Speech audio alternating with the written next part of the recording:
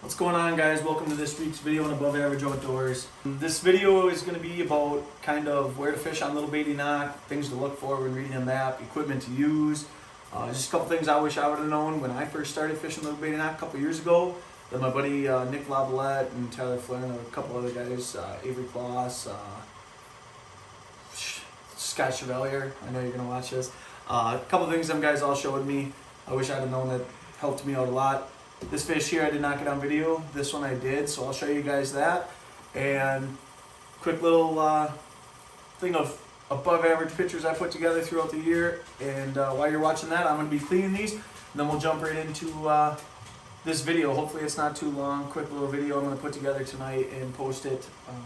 Tomorrow me and Landon are going to go try a spot just north of Cedar River out on the bay on some structure. Hopefully we can get out there and get on some fish. And yeah, so stick around.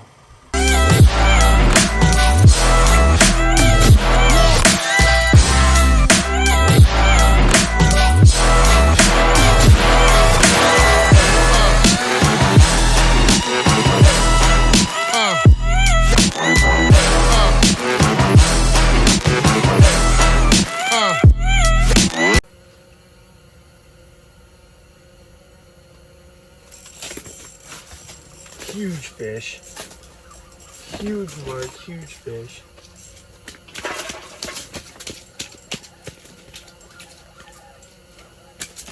Oh, is that a load of a walleye? This is a tanker. This might be a new PB. Doesn't seem like it's hooked very good.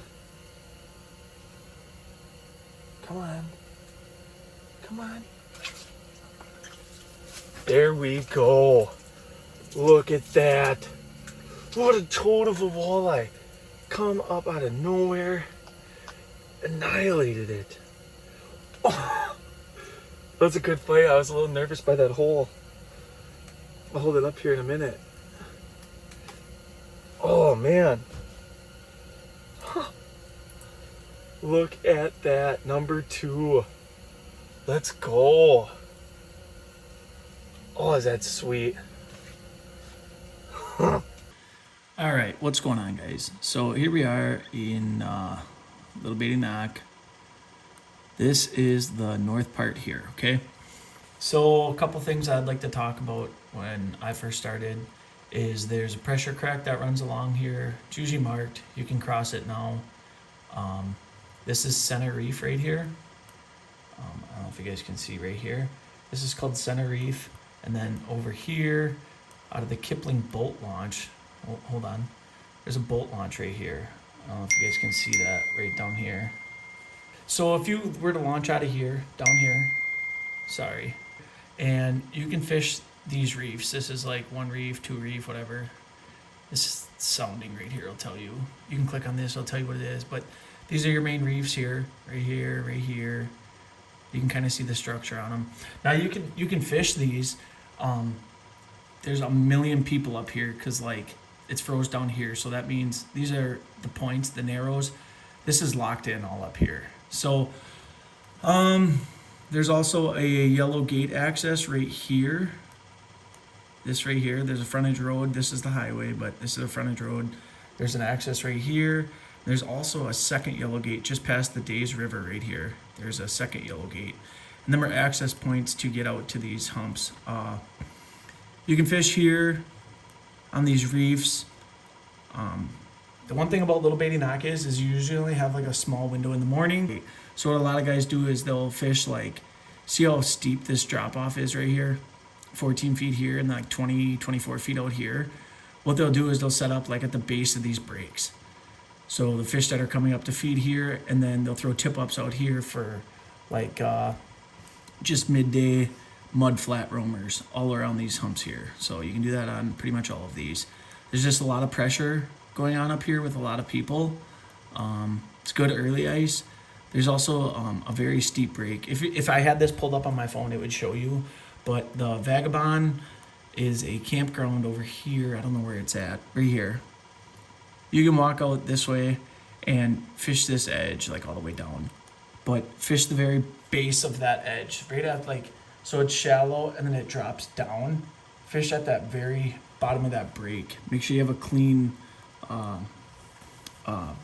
bottom. This is Saunders Point. You can fish here.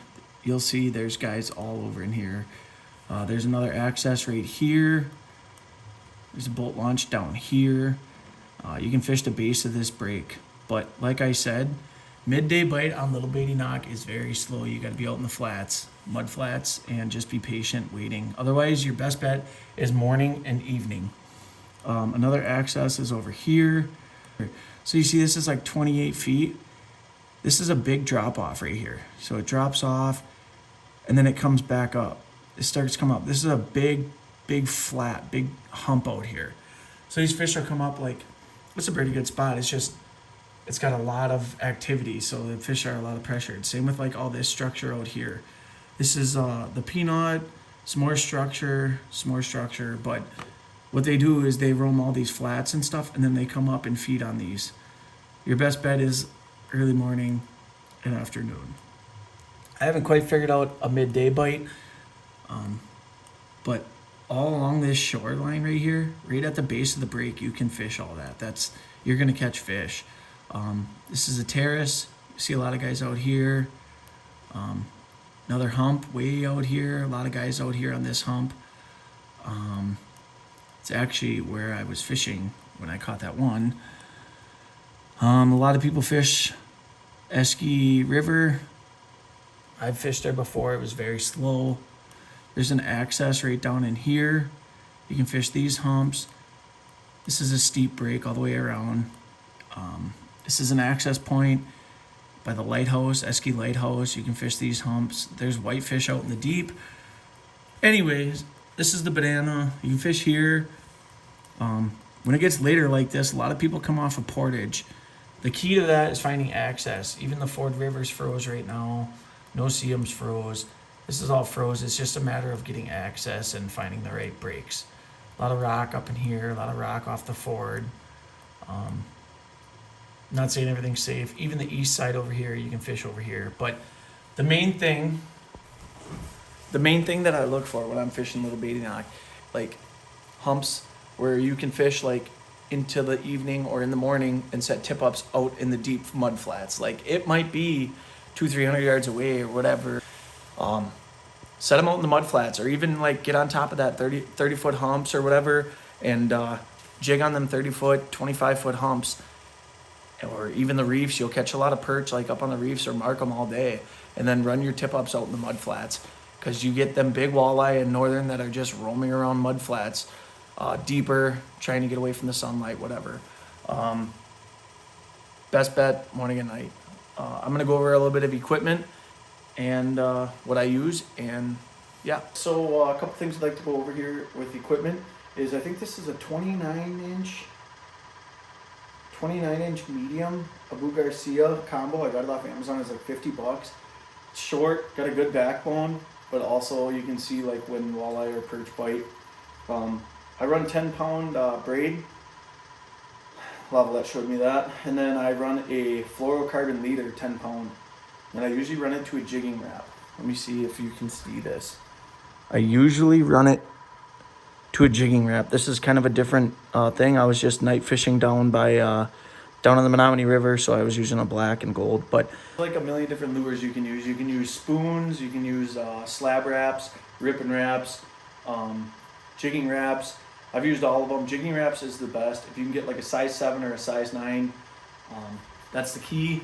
When I was fishing 45 feet, we were using green, 25 feet, chartreuse.